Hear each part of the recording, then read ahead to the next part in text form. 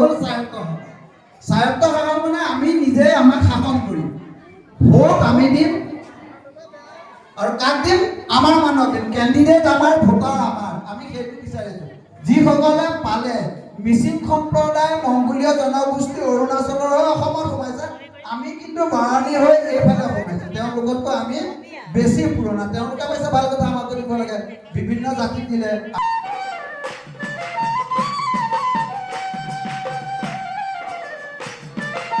সবতকৈ ডাঙৰ দুৰ্ভাগ্যৰ কথা এইটো, চৰকাৰে আমাক গুৰুত্ব কিয় দিব? 10 জন কৰিব, 20 জন কৰিব, 30 জন কৰিব, যদি মিটিং পাতে আৰু 100 বছৰ কোনো চৰকাৰে গুৰুত্ব নিদিয়ে। যদি আমি 10,000 মানুহ এদিন ক'ৰবাত থিয় হ'ব পাৰোঁ এখন পতাকাৰ তলত, গুৱাহাটীতে হওক, মৰিগাঁৱত, নগাঁও হওক, তিনিচুকীয়া, ডিব্ৰুগড়, কোনো কথা নাই, এজেগাত, ইন ওৱান প্লেচ, সেইদিনা চৰকাৰে ভাবিবলৈ বাধ্য হ'ব যে কৈৱৰ্তসকল জাগ্ৰত হৈছে, আমি তেওঁলোকৰ দাবী যদি পূৰণ নকৰোঁ তেনেহ'লে কিবা এটা বিষম পৰিস্থিতি হ'ব পাৰে। গতিকে এই পৰিস্থিতিটোত যাবলৈ, সেই পজিশ্যনত পাবৰ কাৰণে আমাৰ যিখন আদ্যন্ত মানুহ আছে তেওঁলোকৰ সহায় সহযোগিতা, তেওঁলোকৰ শুভ ইচ্ছা, জাতিৰ প্ৰতি টান, জাতিৰ প্ৰতি দিব লগা যিখিনি তেওঁলোকৰ কমিটমেণ্ট যদি তেওঁলোকে নকৰে, অকল আমি 10 জন 20 জন মিলি পেলাই কৰিলে আমি সাৰ্থক নহ'ম বুলি মই ভাবোঁ।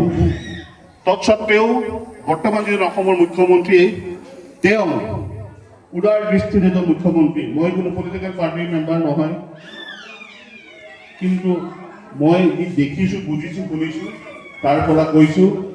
আমি এখন চিঠি লিখিছিলোঁ মুখ্যমন্ত্ৰী মহোদয়লৈ। মই আৰু এখন মিটিঙত কৈছোঁ, আজি দ্বিতীয় মিটিঙত কৰিছোঁ।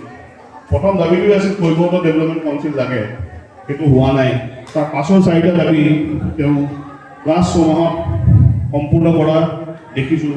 এই 4টা দাবীত এটা আছিলে ব্ৰহ্মপুত্ৰৰ পাৰৰ যিখন পাৰ্ক সতী অধিকাৰ নামত উৎসৰ্গা কৰিব লাগে, আই সতী অধিকাৰ নামত, সেইটো মোৰ দ্বিতীয় দাবী আছিলে।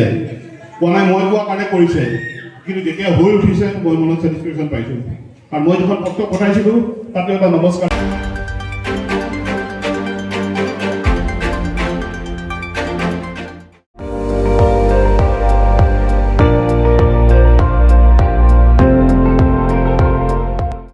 আপুনি চাই আছে ND24, সৰ্বশ্ৰেষ্ঠ নহয়, সৰ্বোত্তমৰ দৌৰত।